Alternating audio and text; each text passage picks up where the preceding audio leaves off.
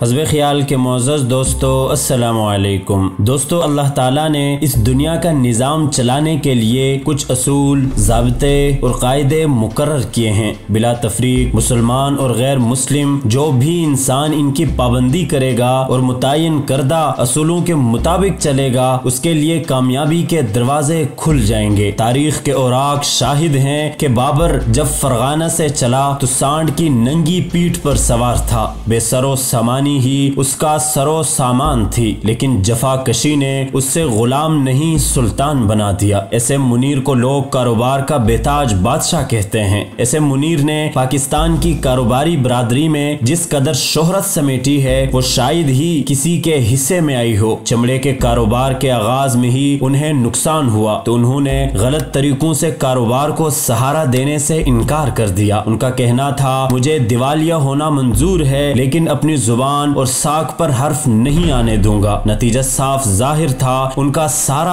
असासा असूल की नजर हो गया। सिर्फ एक घर और कुछ जेवर बाकी बचा, लेकिन उनके वालिद ने जो असूल उन्हें सिखाए थे उनकी बदौलत ऐसे मुनीर को दोबारा सहारा मिला और आज दीन ग्रुप का शुमार पाकिस्तान के बड़े कारोबारी ग्रुप्स में होता है। नाज़रीन, कामयाब लोग के अल्फाज सुनते ही दिमाग में सबसे पहले बिल गेट्स का नाम उभरता है। बिल गेट्स की वजह शोहरत विंडोज माइक्रोसॉफ्ट हैं। दुनिया का अमीर तरीन बनने से कबल बिल गेट्स एक नाकाम कारोबारी शख्स था। उसकी पहली कंपनी डेटा और ट्रॉफ थी, जिसका मकसद सड़कों पर मौजूद ट्रैफिक के काउंटर्स पर मौजूद खाम मवाद को पढ़ना और ट्रैफिक इंजीनियर्स के लिए रिपोर्ट करना था। कंपनी की प्रोडक्ट एक ऐसी डिवाइस थी जो ट्रैफिक के टेप को पढ़कर और डेटा को प्रोसेस करती थी। इब्तिदा में उन्होंने मकामी कस्बे को प्रोसेसिंग सर्विस फरोख्त करने की कोशिश की, मगर उनका पहला मुजाहरा ही नाकाम हो गया। लेकिन वो हंसी खुशी से जिंदगी के नशेब व फराज से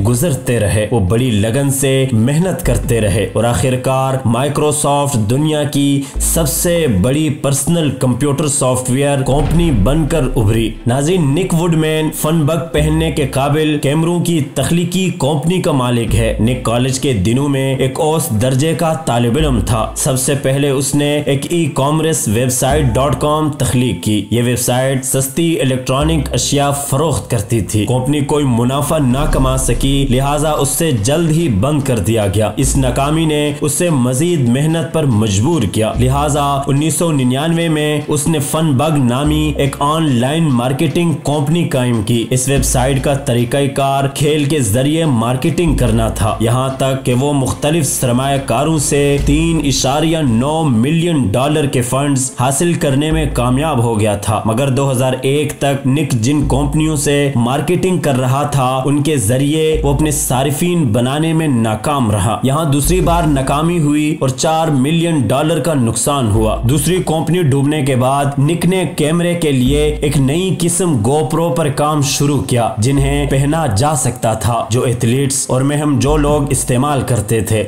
मुसलसल नाकामियों का शिकार रहने वाले निक वुड को गोप्रो ने दुनिया के कम उम्र तरीन अरबपति अफराद की सफ में ला खड़ा किया और वो अमेरिका की सबसे तेजी से तरक्की करती हुई कैमरा कंपनी का मालिक बन गया। नाज़रीन, एप्पल कंपनी के मालिक स्टीव जॉब्स एक जीनियस के तौर पर माने जाते हैं। 24 फरवरी 1955 को कैलिफोर्निया में पैदा होने वाले स्टीव जॉब्स और उसके पार्टनर्स ने एप्पल कंपनी में अपना पैसा और वक़्त सर्फ किया, जो ज्यादा मौसर साबित ना हुआ और उनकी बनाई गई प्रोडक्ट के सिर्फ 175 यूनिट्स फरोख्त हो पाए। यह शिकस्त खुर्दा माहौल था जिसने जॉब्स को उस कंपनी से बेदखल कर दिया था जो उसने कायम की थी। नाकामी एक फीडबैक है कि असूल पर अमल पैरा होते हुए जॉब्स ने मेहनत जारी रखी और कुछ ही अरसे में एक और कंपनी नेक्स्ट कायम की। ये कंपनी भी प्रोडक्ट में हार्डवेयर का मसले की वजह से अपने अंजाम को पहुंची और जॉब्स वापस अपने नुक्ते आगाज पर पहुंच गया। मुख्तलिफ तजुर्बों और बेशुमार नाकामियों से लेस जॉब्स अब पहले की बनिस्बत कामयाबी हासिल करने के लिए ज्यादा पुरअज़म था। दोस्तों, दुनिया में चाहे कितनी बार नाकामी क्यों ना मिले, लेकिन हमें हर बार एक नए सिरे से कामयाब होने के लिए कोशिश करनी चाहिए। फिर एक दिन आता है कि अल्लाह हमें अपने उस मंजिल तक पहुंचाता है जिस मंजिल की तलाश में हम हर रोज एक नया ख्वाब लेके निकलते हैं। और अल्लाह ताला ने कुरान पाक में फरमाया है कि ला तक़नतू मिर रहमतिल्लाह, मेरी रहमत से कभी मायूस न होना। वीडियो पसंद आने की सूरत में दोस्तों के साथ लाजमी शेयर कीजिएगा।